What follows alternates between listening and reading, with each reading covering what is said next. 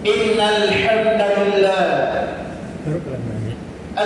لله نحمده ونستعينه ونستغفره ونعوذ بالله من شرور أنفسنا ومن سيئات أعمالنا.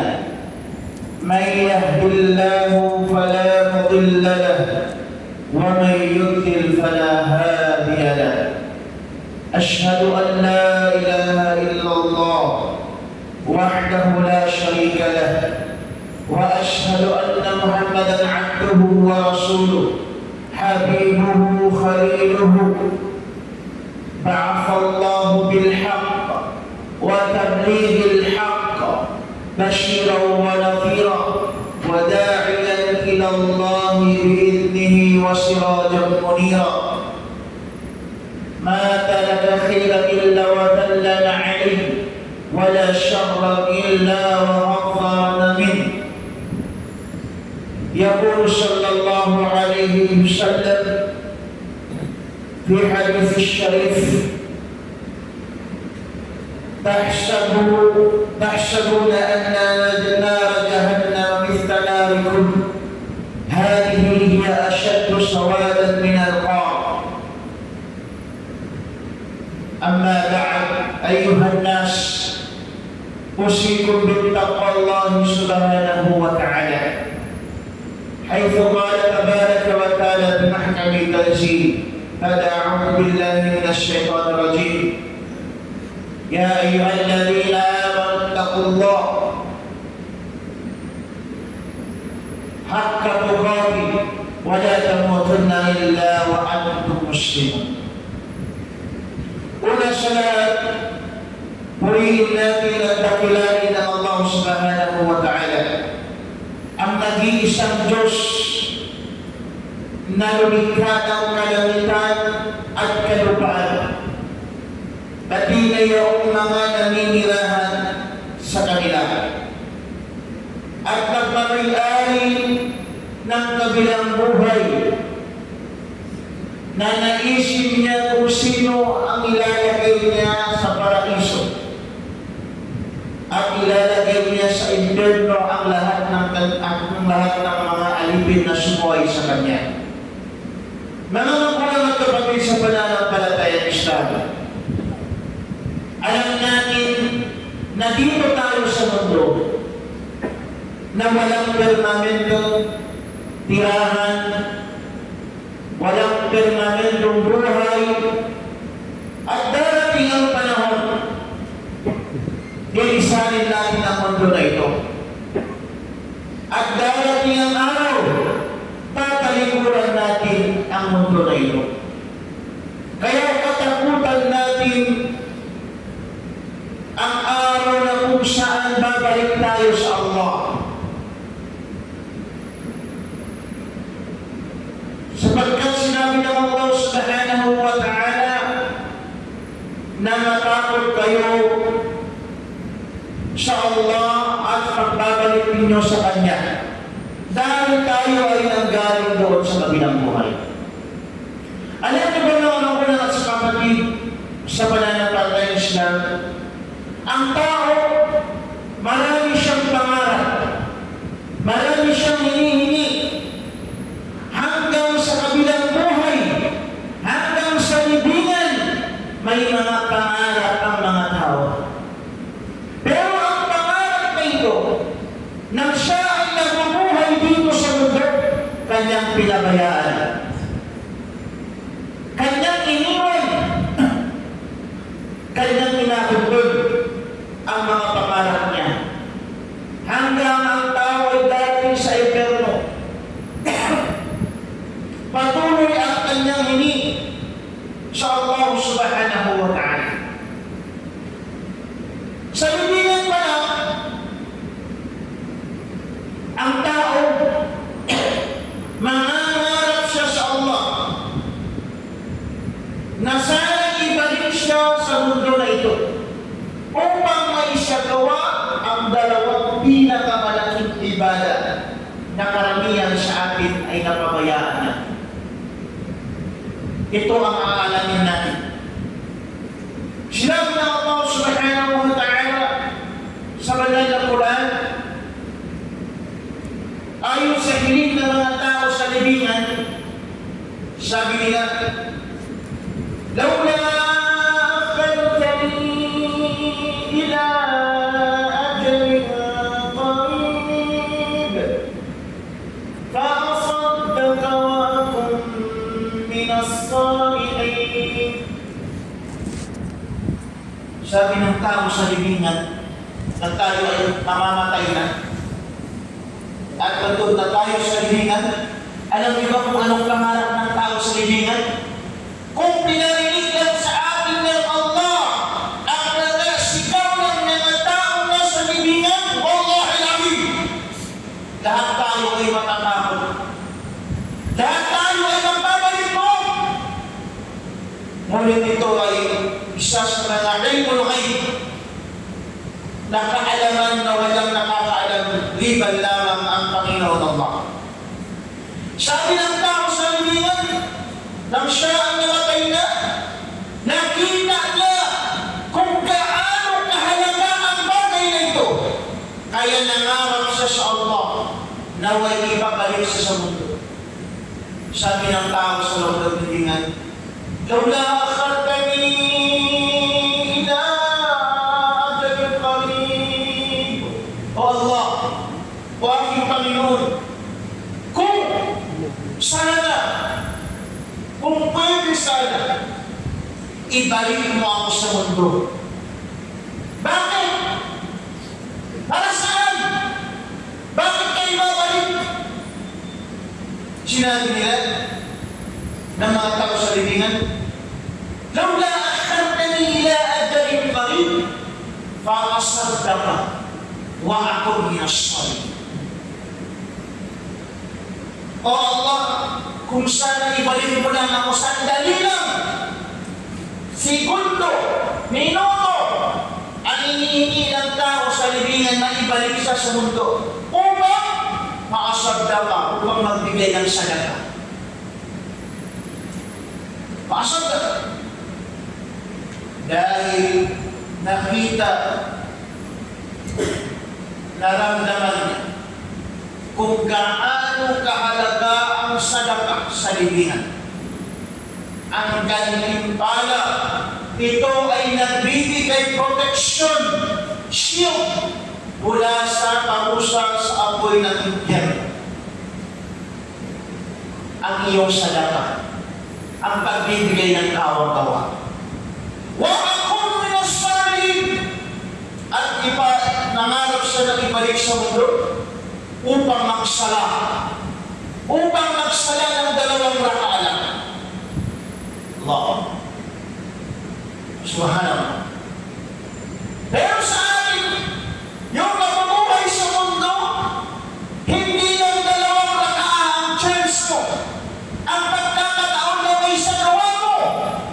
Maraming pagkakataon, may araw, may gabi, na ikaw ay nabubuhay sa mundo. Ngunit ang mga pangarap na ito na dalawang raka'ah, karamihan sa tao ngayon ay iniwan nila, tinalikuran nila ang pagsasala, ang pagsasambayan.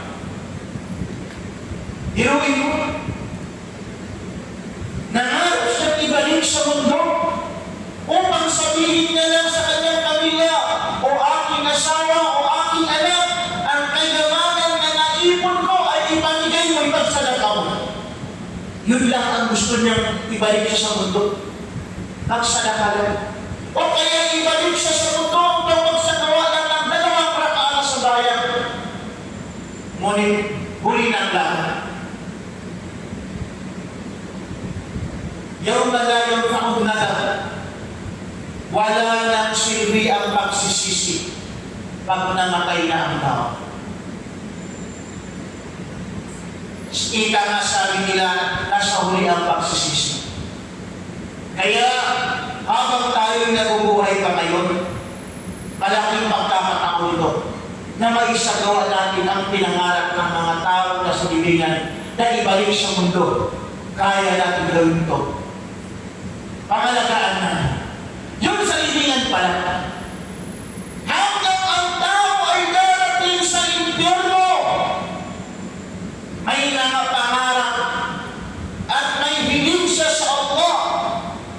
na kung saan binanggit ng Quran na apat na hiling ng taong taga-impyerno. Waliyadu billah. Naway ilayo tayo ng Allah sa mga taong maninirahan sa impyerno. Apat, ito yung pupuritan, apat na hiling ng mga taga-impyerno sa Allah. Ang una, ito ay nakakainig, nakakatakot. Bakit? Ang kanilang buhay, mga kapatid at magulang sa pananampalataya, ang kanilang buhay, ito yung huling destinasyon ng lahat ng nilalang. Wala nang iba. Ang mundo na ito ay dinaanan lamang natin. Dinaanan lamang natin ito. Walang maninirahan ng matagal dito. Ipinakita na ang problema sa atin. Asan na ang ating mga magulang? Asan na ang ating mga ninuno? Asan na ang ating mga lolo-lola? Asan na ang mga kapatid natin namatay? Nasaan na sila? Ano na nangyari sa kanila? Ito ay patunay na walang maninirahan ng matagal dito sa mundo. Ito ay patunay na ang mundo ay mapandil lang. Kaya huwag kang magpapungkong sa mundo. Huwag kang magpakalunod sa mundo. Baka ikaw ay mapahulog sa matibong ng mundo. Gamitin mo ang mundo na ito upang ipaghanda mo sa kabilang buhay. Gamitin mo ang mundo kung ano mayroon ka, kayamanan, posisyon, lakas, kabataan, o ano mayroon na kamit mo, gamitin mo ito sa kagustuhan ng Allah. Gamitin mo ito upang ikaw ay maging masaya sa kabilang buhay. Kung marami kang pera, pwede kang maglakbay mag-hajj, mag-umra, sa Makkah upang mabura ang iyong lahat ng kasalanan. Magbigay ka ng tawang nawa. Tumulong ka sa mga mahirap. Tumulong ka sa mga estudyante na nag-aaral ng agama. Gamitin mo ito lahat. Dahil sa kabilang buhay, tatanungin ka sa lahat ng nakamit mo dito sa mundo. Ang unang hiling ng mga taong taga-impyerno, ihiling nila sa Allah na sana'y ilabas sila dito. Dahil napakasakit, napakapait ang sitwasyon nila sa impyerno. Sabi ng Allah subhanahu wa ta'ala sa banal na Quran, ito yung hiling ng mga taong taga-impyerno.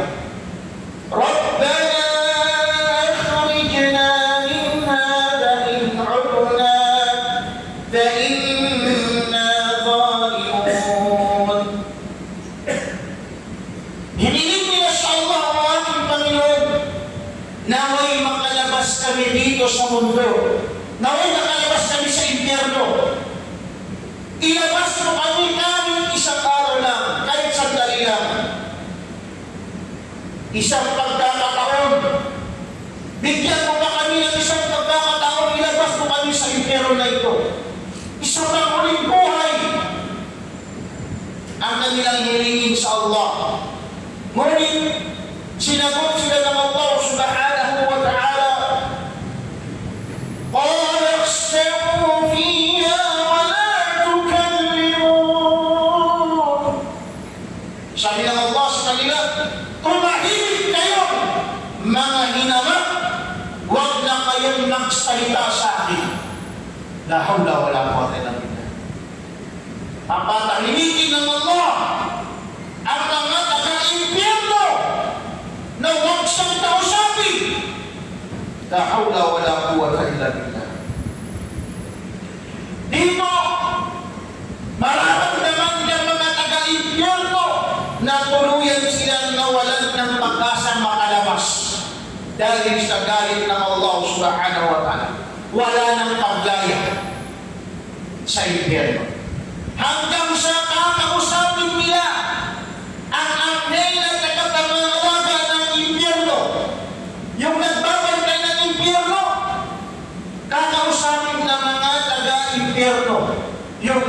taong taga-impyerno. Ano sabihin nila? وَنَادَى يَا مَالِكُ لِيَقْضِ عَلَيْنَا رَبُّكَ. Sabi ng mga taga-impyerno, O Malik, o anghel ng tagapangalaga ng impyerno, tagapantay ng impyerno, sabi nila, ipaubayan mo sa iyong Panginoon na kami ay patayin na lang upang hindi namin maramdaman ang sakit, ang parusa sa impyerno. Subhanallah. Hindi nila makaya ang parusa sa impyerno, kaya hinihingi nila, inutusan nila ang tagapantay ng impyerno.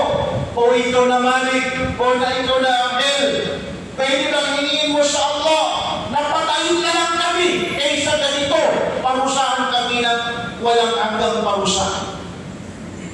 La hawla wala quwwata illa billah.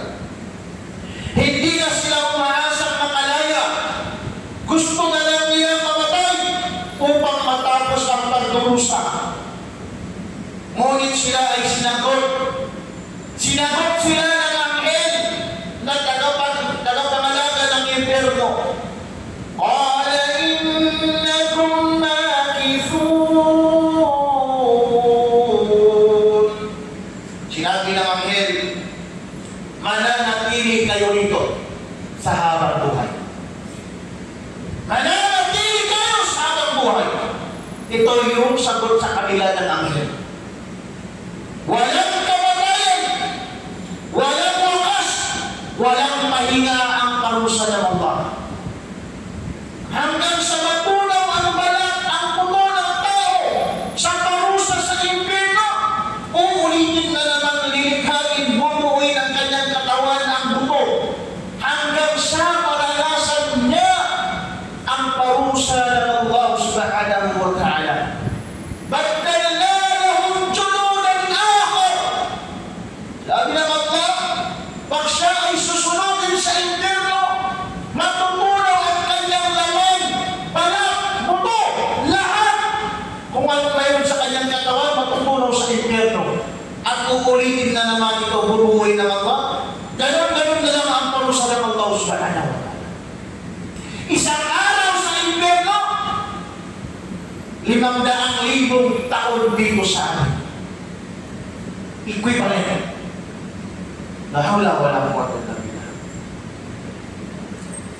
At sasabihin sa kanila, Zuqu adhab al-hariq, nang naninindo ang parusa ng Allah.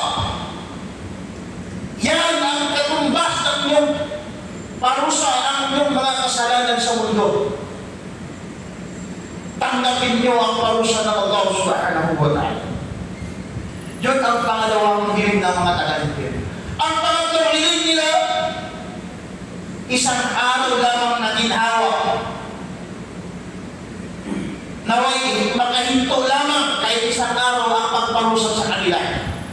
وَقَالَ الَّذِينَ فِي نَارِ لَهْلِ خَزَنَةِ جَهَنَّمَ ادْعُوا رَبَّكُمْ يُخَفِّفْ عَنَّا يَوْمًا مِنَ الْعَذَابِ.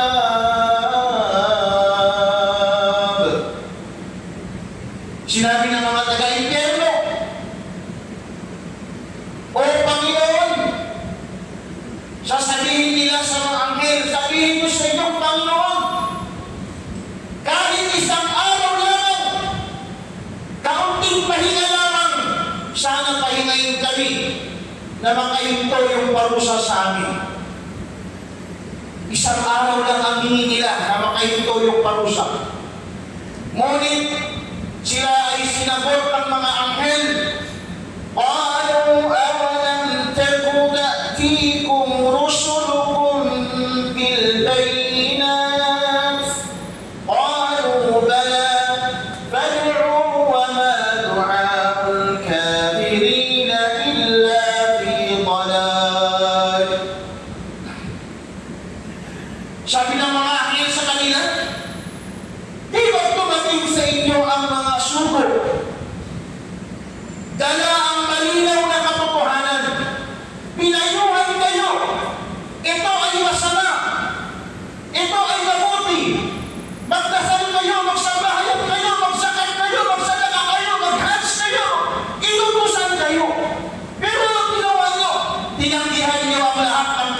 ng Islam. Tinanggihan mo ang turo ng mga ustaz. Tinanggihan